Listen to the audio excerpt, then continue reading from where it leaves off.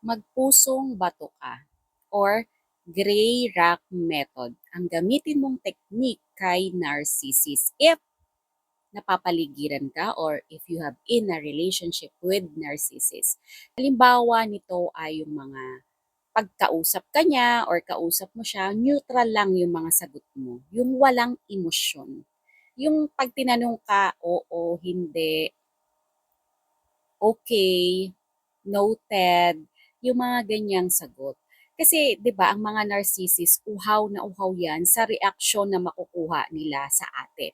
So, ikaw naman dahil alam mo na ang gray rock method para hindi humaba yung diskusyon kapag maikli lang yung sagot natin is parang 'di ba ang boring naman kausap nito. So, siya na mismo yung lalayo.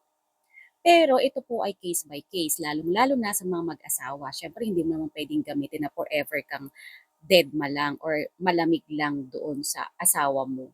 So, case by case din ito. Ito as technique na ginagamit, lalo na kapag meron kang katrabaho na narcissist, na toxic, kaibigan, nakakasalamuha mo, or actually even the partner or boyfriend pa lang. So, pwede mong gamitan ng gray rock method. So, kumbaga is parang kalmado ka lang kausap. Hindi ka nagbibigay ng emosyon sa kanya.